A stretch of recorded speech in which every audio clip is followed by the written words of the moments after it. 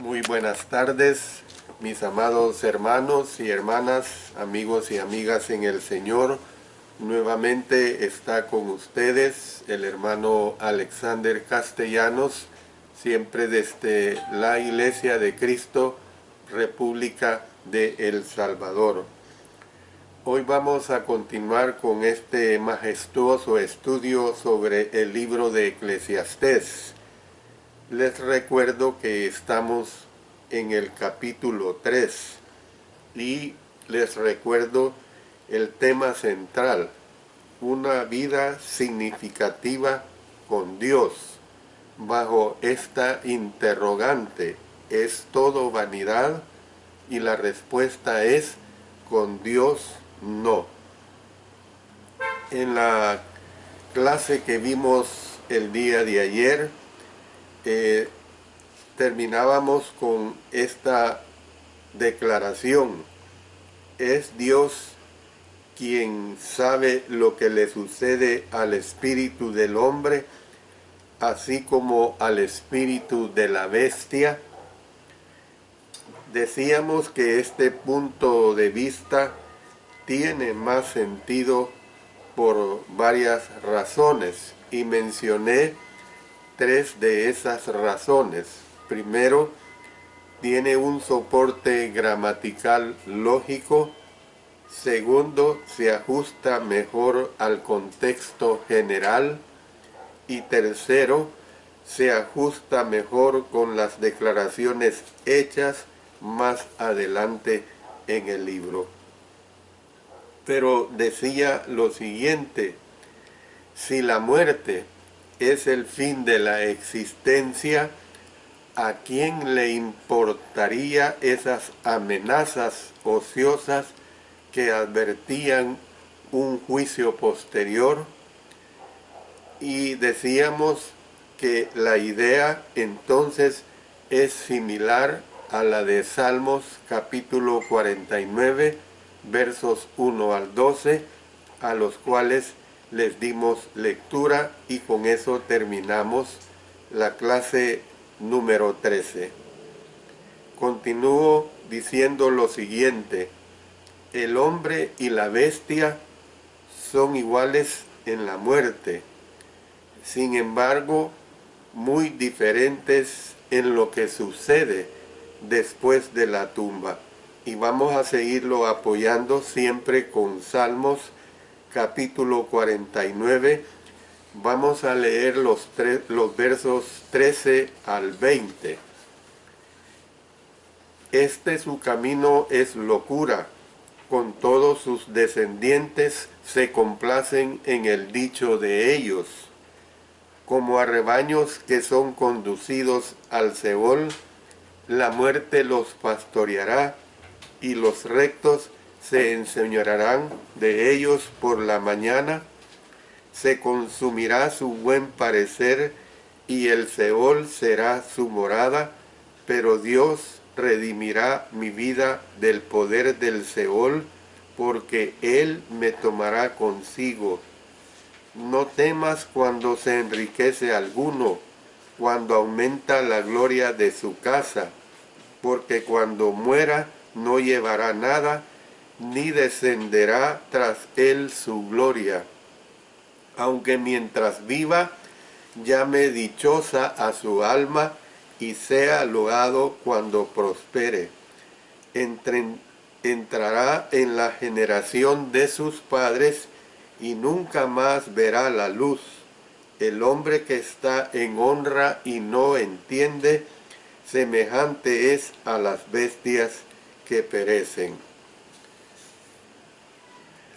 Nosotros estamos diciendo, pues, que la idea que se está presentando aquí entonces es similar a la de Salmos 49, 1 al 12, y también estamos expresando que el hombre y la bestia son iguales en la muerte, que sin embargo muy diferentes en lo que sucede después de la tumba. Esto va correlacionado con Eclesiastés 12:7, y el polvo vuelva a la tierra como era, y el espíritu vuelva a Dios que lo dio, da la respuesta definitiva a la pregunta sobre el destino del espíritu humano. Este regresa a Dios que lo dio. Pasemos ahora al versículo 22. Dice acá: así pues he visto que no hay cosa mejor para el hombre que alegrarse en su trabajo, porque esta es su parte, porque ¿quién lo llevará para que vea lo que ha de ser después de él? Salomón completó su ciclo retórico en el versículo 22. Las dos apariciones de vi, Eclesiastés 3, 16 y 22, el verso 16 dice: vi más debajo del sol, en lugar del juicio, allí impiedad, y en lugar de la justicia, allí iniquidad. Son pues como marcos alrededor de las dos frases, dije yo en mi corazón, recordando lo que vimos en los versos 17 y 18. Y dije yo en mi corazón, al justo y al impío juzgará Dios, porque allí hay un tiempo para todo lo que se quiere y para todo lo que se hace. Dije en mi corazón, es así por causa de los hijos de los hombres, para que Dios los pruebe y para que vean que ellos mismos son semejantes a las bestias. Sus comentarios en la presente sección se refieren a lo que había visto. Llegó a la conclusión de que no hay cosa mejor para el hombre que alegrarse en su trabajo y disfrutar de su vida con Dios. Lo que sucede después de la muerte escapa totalmente al control del hombre. Por lo tanto, mientras el hombre viva en la carne, la intención de Dios es que el hombre sea feliz, desde el punto de vista precisamente de lo bueno, ¿verdad? Entonces, la respuesta a la pregunta ¿quién lo llevará para que vea lo que ha de ser después de él?, se une pues al análisis anterior. Obviamente, el que ha muerto es totalmente incapaz de decirles a otros qué ocurre después. Tal revelación es dejada a Dios. La frase después de él puede referirse a después de la muerte, como sucede en Eclesiastés versos 12 y 18 del capítulo 2.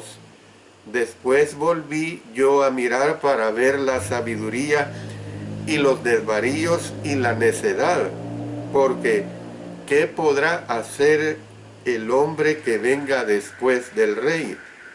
Nada, sino lo que ya ha sido hecho.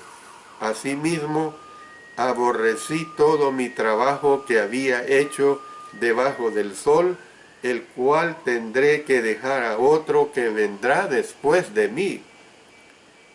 Eclesiastés 9:13. Este mal hay entre todo lo que se hace debajo del sol, que un mismo suceso acontece a todos, y también que el corazón de los hijos de los hombres está lleno de mal y de insensatez en su corazón durante su vida, y después de esto se van a los muertos. Sin embargo, también puede querer decir la próxima generación, que probablemente vivirá y morirá antes de la hora del juicio final. Lo que dice Eclesiastés 6:12, porque ¿quién sabe cuál es el bien del hombre en la vida, todos los días de la vida de su vanidad, los cuales él pasa como sombra, porque ¿quién enseñará al hombre qué será después de él debajo del sol? Con esto termino esta disertación que les he estado presentando en relación a este capítulo 3, donde hemos estado hablando de una vida significativa de Dios. Hace unas 2 o 3 clases yo les dije que en este capítulo iba a considerar un capítulo especial en relación, o sea, un estudio adicional en relación a la palabra temor. Ahora voy a iniciar ese estudio adicional en relación a esta palabra temor.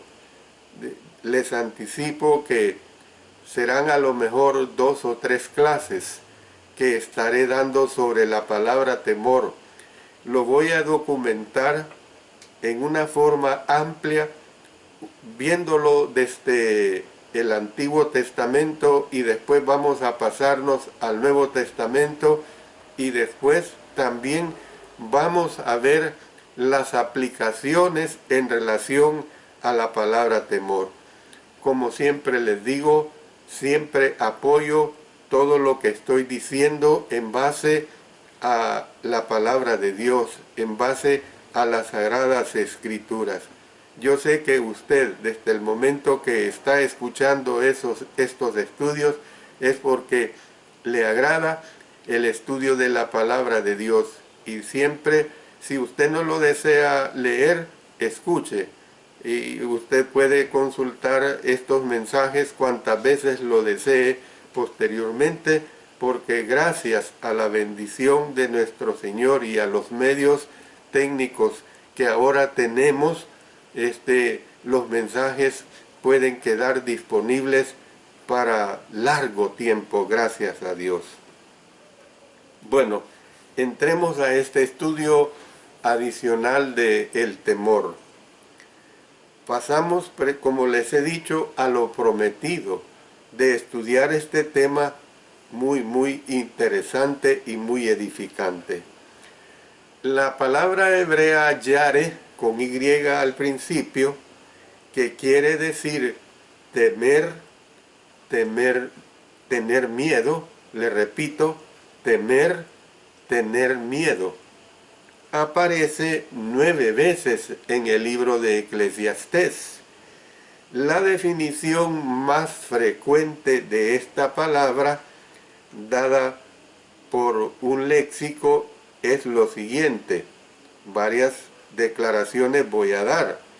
Primero, temer, tener miedo, ser temido, venerado, dar honor, adoración, alarmar, terror. Salomón usó típicamente el término en referencia a temer a Dios. Solo 2 veces aplicó la palabra para temer que no se relaciona con Dios. De las 9 veces, grábese que 7 las usó temor a Dios y solamente 2 no las usa en relación a no temer a Dios. Bueno, veamos el amplio uso que se tiene de esta palabra en el Antiguo Testamento. Formas de la palabra yare aparecen alrededor, óigalo bien, alrededor de 400 veces en el Antiguo Testamento. Para mí es sorprendente esto, que una palabra se use 400 veces en el Antiguo Testamento, es de ponerle cuidado. Salmos usa la palabra la mayoría de las veces con más de 80 ocurrencias. Le sigue el libro de Deuteronomio con más de 40 ocurrencias, o sea, 40 formas, pues. Otros libros que citan las palabras más de 20 veces son Génesis, Primero Samuel, Proverbios, Isaías y Jeremías. Se hizo la siguiente observación sobre el significado de la palabra en el Antiguo Testamento. Y vamos a adentrarnos pues en ese uso que se tiene en el Antiguo Testamento. En varios pasajes el temor y la vida apropiada están estrechamente relacionadas como para ser virtualmente ideas sinónimas. Veamos Levítico 19:14. No maldecirás al sordo, y delante del ciego no pondrás tropiezo, sino que tendrás temor de tu Dios, yo Jehová. Cuando yo di este estudio hicimos ver pues que cómo es que alguien va a maltratar a un sordo, le va a decir palabras dañinas, no se puede, es algo condenado por nuestro Dios. Levítico 25:17, y no engañe ninguno a su prójimo, sino temed a vuestro Dios, porque yo soy Jehová vuestro Dios. Segundo Reyes 17:34, hasta hoy hacen como antes, ni temen a Jehová, ni guardan sus estatutos ni sus ordenanzas, ni hacen según la ley y los mandamientos que prescribió Jehová a los hijos de Jacob, al cual puso el nombre de Israel. Deuteronomio 17:19, y lo tendrá consigo, y leerá en él todos los días de su vida, para que aprenda a temer a Jehová su Dios, para guardar todas las palabras de esta ley y estos estatutos, para ponerlos por obra. Nosotros podemos ver que es plausible que este uso de temer como un sinónimo virtual de la vida justa o la piedad surgiera precisamente de ver el temor en cualquiera de los sentidos anteriores, como la motivación que producía una vida recta. Este temor práctico y activo es el tipo de temor por el que Dios recompensó a las parteras egipcias. Y miren lo que la Sagrada Escritura nos expresa en Éxodo capítulo 1, versos 17 y 21. Pero las parteras temieron a Dios y no hicieron como les mandó el rey de Egipto, sino que perseveraron la vida a los niños. Y por haber las parteras temido a Dios, Él prosperó sus familias.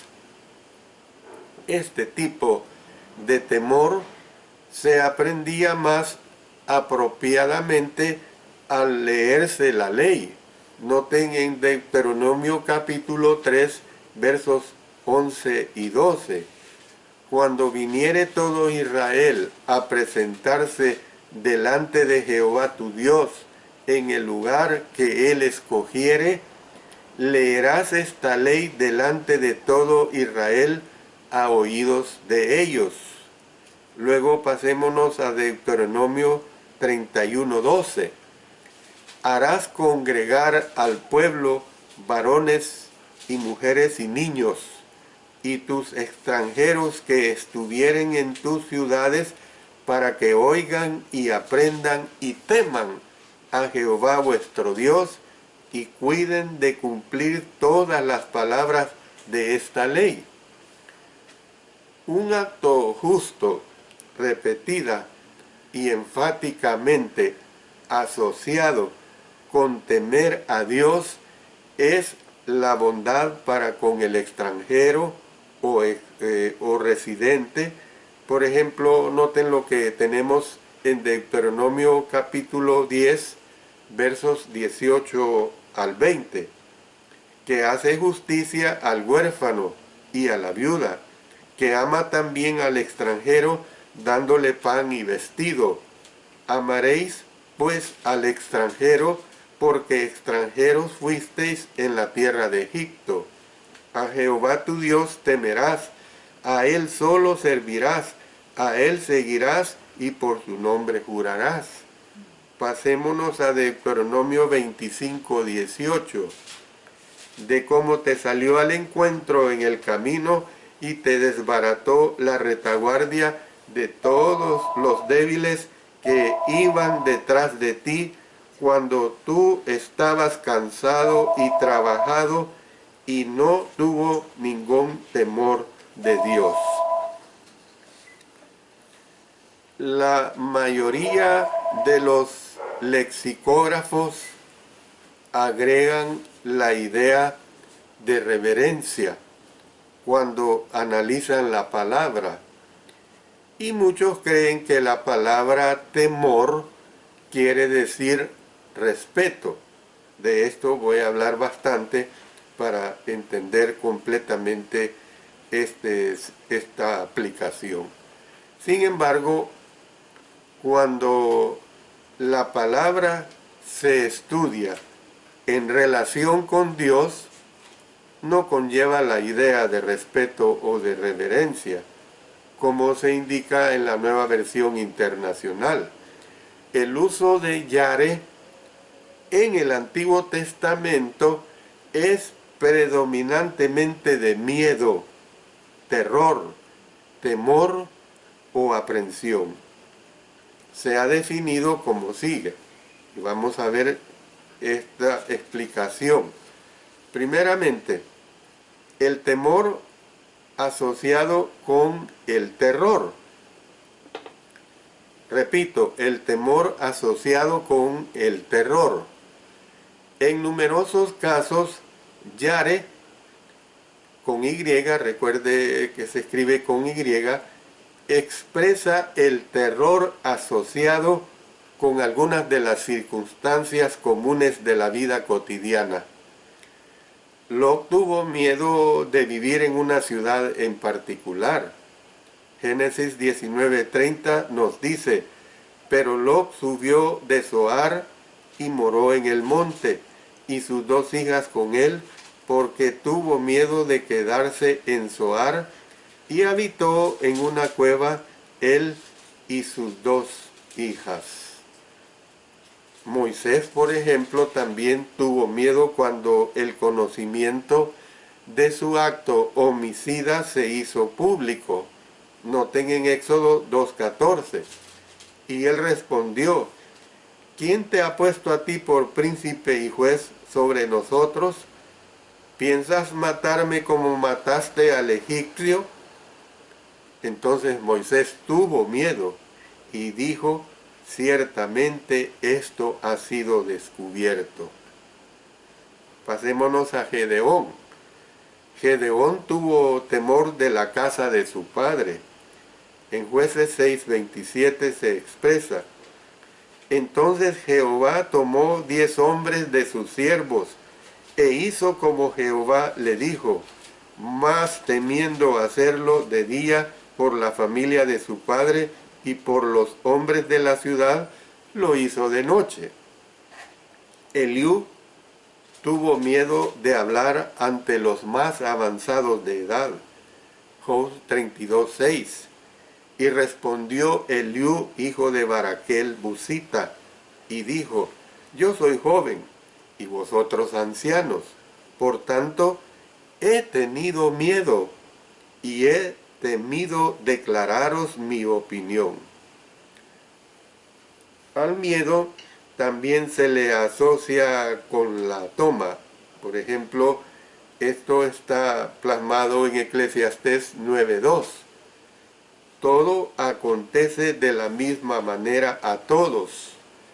Un mismo suceso ocurre al justo y al impío, al bueno, al limpio y al no limpio, al que sacrifica y al que no sacrifica, como al bueno, así al que peca, al que jura, como al que teme el juramento. E incluso el rompimiento, lo cual se ilustra en 1 Samuel capítulo 14, verso 26. Entró pues el pueblo en el bosque, y he aquí que la miel corría, pero no hubo quien hiciera llegar su mano a su boca, porque el pueblo temía el juramento. De un juramento, pues a esto se refiere. La autoridad absoluta de un rey es algo que temer. En Daniel 1:10 se nos dice: y dijo el jefe de los eunucos a Daniel: temo a mi señor el rey, que señaló vuestra comida y vuestra bebida. Pues luego que él vea vuestros rostros más pálidos que los de los muchachos que son semejantes a vosotros, condenaréis para con el rey mi cabeza. Las amenazas también son objetos de temor. Vayámonos a Nehemías capítulo 6 y leamos de este capítulo 6 los versos 9, 13 y 19. Porque todos ellos nos amedrentaban diciendo: se debilitarán las manos de ellos en la obra y no será terminada. Ahora pues, oh Dios, fortalece tú mis manos, porque fue sobornado para hacerme temer así, y que pecase y le sirviera de mal nombre con que fuera yo infamado.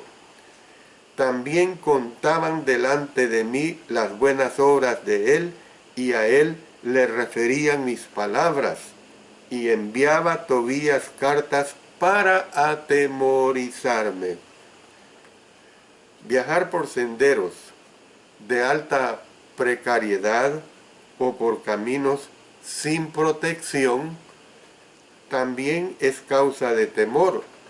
En Eclesiastés, en el capítulo 12, verso 5, dice el predicador: como tú no sabes cuál es el camino del viento, o cómo crecen los huesos en el vientre de la mujer encinta, así ignoras la obra de Dios, el cual hace todas las cosas.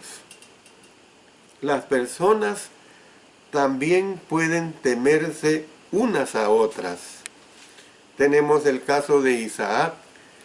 Isaac tuvo temor de los hombres de Gerar, Génesis 26:7, y los hombres de aquel lugar le preguntaron acerca de su mujer, y él respondió: es mi hermana, porque tuvo miedo de decir: es mi mujer, pensando que tal vez los hombres del lugar lo matarían por causa de Rebeca, pues ella era de hermoso aspecto. Tenemos también el caso de Jacob de Labán, en Génesis capítulo 31, verso 31. Respondió Jacob y dijo a Labán: porque tuve miedo, pues pensé que quizás me quitarías por fuerza tus hijas. El caso de Jacob en relación a Esaú, Génesis 32, versos 7 y 11. Entonces Jacob tuvo gran temor y se angustió y distribuyó el pueblo que tenía consigo y las ovejas y las vacas y los camellos en 2 campamentos. Líbrame ahora de la mano de mi hermano, de la mano de Esaú, porque le temo. No venga acaso y me hiera la madre con los hijos. Saúl tuvo temor de David. 1 Samuel 18, versos 12 y 29. Mas Saúl estaba temeroso de David, por cuanto Jehová estaba con él, y se había apartado de Saúl. Tuvo más temor de David, y fue Saúl enemigo de David todos los días. David tuvo temor de Aquis, Génesis 21:12.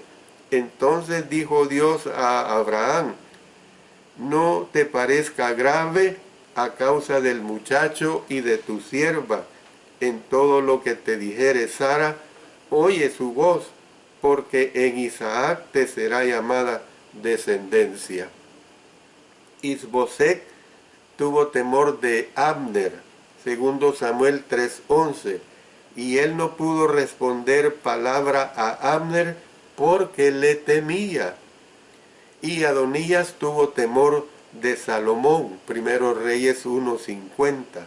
Mas Adonías, temiendo de la presencia de Salomón, se levantó y se fue y se asió de los cuernos del altar. Usted puede ver que es amplio todo este panorama que se presenta a través de las páginas del Antiguo Testamento. Pero sigo hablando acerca de este temor que realmente lo vamos a trasladar en su debido tiempo cuando se aplique a nosotros, o cuando se aplica, mejor dicho, a nosotros. El idioma hebreo tiene una palabra para respeto. La palabra que usó Salomón, o sea, la palabra yare, no es la palabra para respeto, sino la palabra para miedo.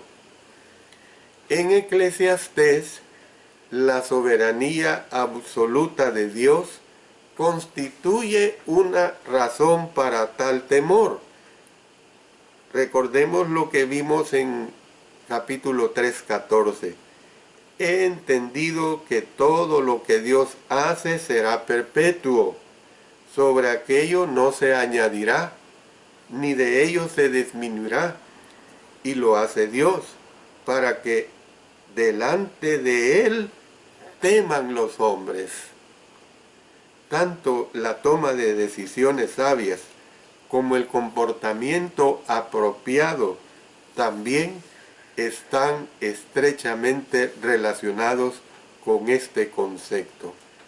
Eclesiastés 5:7 nos expresa: donde abundan los sueños, también abundan las vanidades y las muchas palabras, mas tú teme a Dios. Eclesiastés 7:18. Bueno es que tomes esto, y también de aquello no apartes tu mano, porque aquel que a Dios teme saldrá bien en todo. Una vez más, la duración de la vida e incluso la vida eterna son parte de este tema vital. Eclesiastés 8:12 al 13. Aunque el pecador haga mal 100 veces y prolongue sus días, con todo yo también sé que les irá bien a los que a Dios temen, los que temen ante su presencia, y que no le irá bien al impío, ni le serán prolongados los días que son como sombra, por cuanto no teme delante de la presencia de Dios. Después que se hayan investigado todas las demás opciones y posibilidades de cumplimiento, el autor de Eclesiastés concluye: teme a Dios y guarda sus mandamientos, porque esto es el todo del hombre. Eclesiastés 12:13. Quizás el mejor texto para entender el uso de yare se encuentra en el relato de cuando Dios le dio a Moisés los 10 mandamientos. Noten en Éxodo capítulo 20, versos 18 al 20. Todo el pueblo observaba el estruendo y los relámpagos, y el sonido de la bocina, y el monte que humeaba. Y viéndolo el pueblo temblaron y se pusieron de lejos, y dijeron a Moisés: habla tú con nosotros, y nosotros oiremos, pero no hable Dios con nosotros, para que no muramos. Y Moisés respondió al pueblo: no temáis, porque para probaros vino Dios, y para que su temor esté delante de vosotros, para que no pequéis. Aquí está claro que Dios deseaba que el pueblo le temiera en el sentido de tener miedo. Incluso creó un ambiente espantoso para producir ese miedo. ¿Por qué lo haría? Primero, deseaba que su temor estuviera delante del pueblo. Esta perspectiva de Dios no está diseñada como un sentimiento fugaz. En su lugar, debe ser una parte permanente del estado mental de la persona para con Dios. Segundo, Dios creó este temor para que no pequéis. Dios es un Dios santo y no será servido por aquellos que no tienen la visión apropiada de Él. Si bien la palabra temor no se usa en el relato que involucró a Nadab y Abiú, la idea se expresa aquí ciertamente, está completamente presente. Después de que el fuego del cielo consumiera a los dos sacerdotes, Moisés le explicó a Aarón por qué sucedió. Esto es lo que habló Jehová diciendo: en los que a mí se acercan me santificaré, y en presencia de todo el pueblo seré glorificado. Levítico 10:3. ¿Qué es lo que podemos decir de todo esto? Si realmente tememos a Dios, ese temor impactará clara y continuamente nuestras palabras y nuestro comportamiento. El temor a Dios por parte de Job le hizo alejarse del mal y llevar una vida sin culpa y recta. Job 1:8 dice: hubo en tierra de Uz un varón llamado Job, y era este hombre perfecto y recto, temeroso de Dios y apartado del mal. Y Jehová dijo a Satanás: ¿no has considerado a mi siervo Job, que no hay otro como él en la tierra, varón perfecto y recto, temeroso de Dios y apartado del mal, y que todavía retiene su integridad, aun cuando tú me insistaste contra él para que lo arruinara sin causa? El que teme a Dios andará en sus caminos. Mire lo que nos expresa Salmos 128:1. Bienaventurado todo aquel que teme a Jehová, que anda en sus caminos, y agradará a Dios mientras sirve al pueblo de Dios. Nehemías 7:2.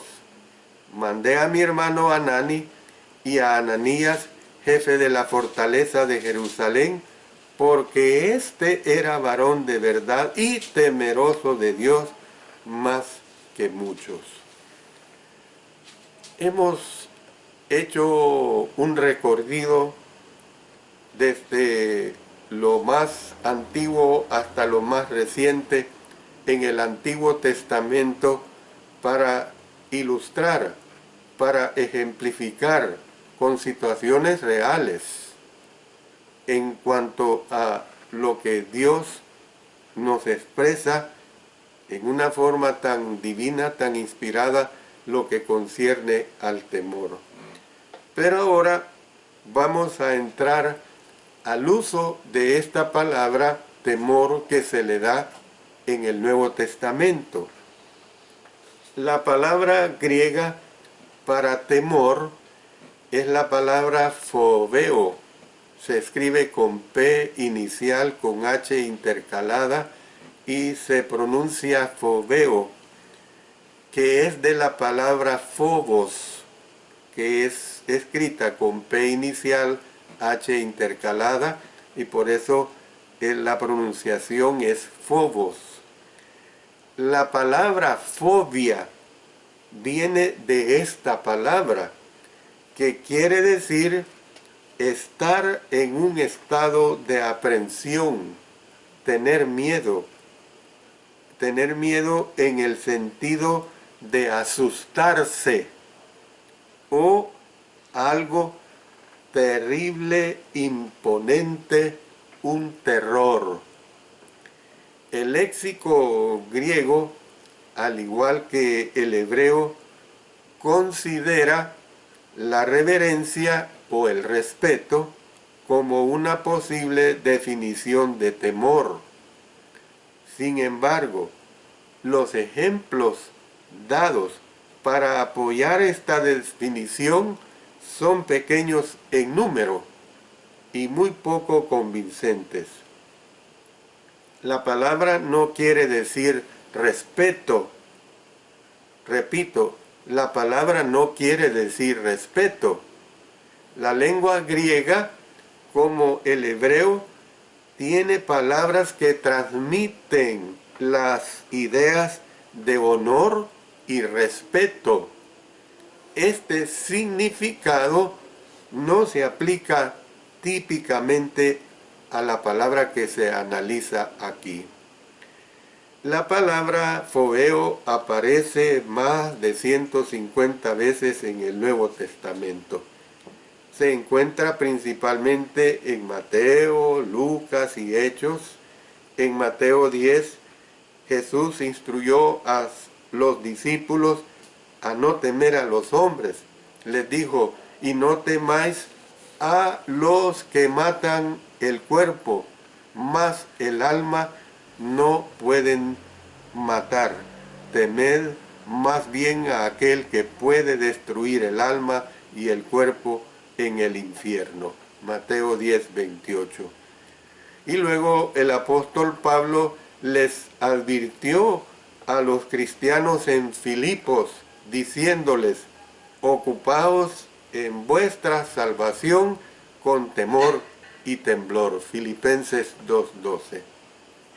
Entonces hablemos de amor y de temor. ¿Qué espera lograr Dios haciendo que las personas le teman? El resultado final debe ser la obediencia a Dios. Sin embargo, 1 Juan 4:18 nos dice que eventualmente debemos pasar más allá del temor a una relación definida por el amor. Noten lo que dice 1 Juan 4:18. En el amor no hay temor, sino que el perfecto amor echa fuera el temor, porque el temor lleva en sí castigo, de donde el que teme no ha sido perfeccionado en el amor. En Éxodo capítulo 20, cuando Dios dio los 10 mandamientos con truenos, relámpagos y el sonido de la bocina y el monte que humeaba, asustó tanto al pueblo que no quería que Dios les hablara por temor a morir. Dios explicó que lo hizo a propósito para que el pueblo le obedeciera y no pecara. Dios deseaba que le tuvieran temor, porque es lo que se requería para ser obedientes.